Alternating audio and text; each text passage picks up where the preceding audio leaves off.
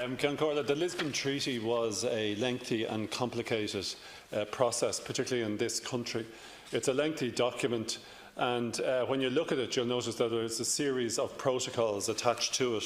One of the protocols is Protocol 21, and it deals specifically with entitlements that Ireland and the United Kingdom have in respect of certain issues concerning justice and home affairs. And I suppose what it indicates at the outset is that in many respects, when it comes to justice and home affairs issues in Europe, that Ireland and the United Kingdom had very many similar views in respect of those issues. Part of the reason for that probably being that we both derive and are common law jurisdictions. But in Article 3 of Protocol 21, there was a provision set out which said that Ireland and the United Kingdom could opt out of certain issues and provisions in respect of justice and home affairs. Subsequently, in our own legal process, we determined that if we wanted to be part of European Union justice and home affairs issues, well then there'd have to be a vote of the Oireachtas. So I think this shows that there is democracy still within the European project. People sometimes give out about the fact that there's decisions made by European bureaucrats out in Brussels, but at least here the elected representatives have an opportunity to vote in respect of the issue. The issue we're voting on here is whether or not we should opt in to the regulation concerning an internal security fund. The name of it is probably a little bit frightening to some people. I don't think it should be, however, and Fianna Fáil will be supporting the proposal that we opt in to this process. What the fund is designed to do, it's designed to deal with issues concerning terrorism and organised crime. Now, there may be people who believe that there are causes of terrorism that relate to issues that have been carried out by European Union countries themselves. They may be correct in that, but notwithstanding that, that doesn't give anyone the entitlement to take another person's life.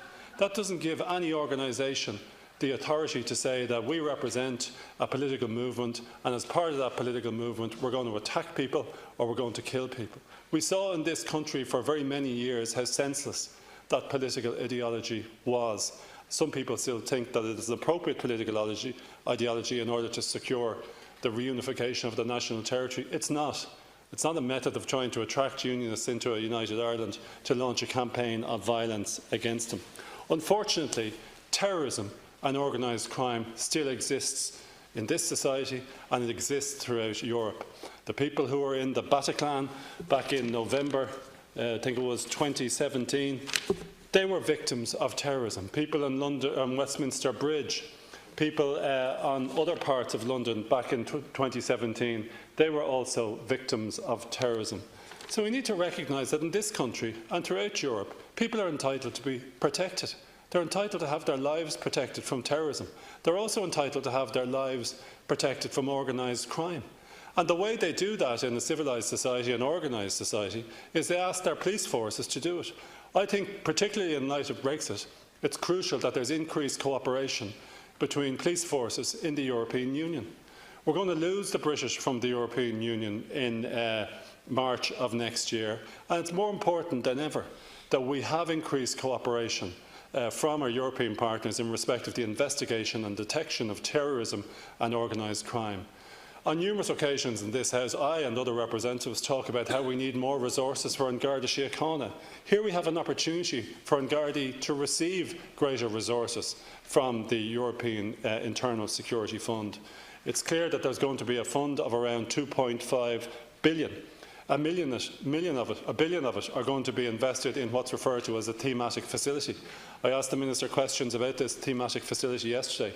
I don't know where it's going to be based. I'm supportive of it, but I think we need further information of it. 1.5 billion is going to be distributed to Member States. I hope that we get a significant amount of that. The Minister says isn't going to be determined until 2020. But on the basis of the information that was given to us yesterday, I think we should receive a significant amount. It's going to be based on our GDP, the size of our population and the size of the territory.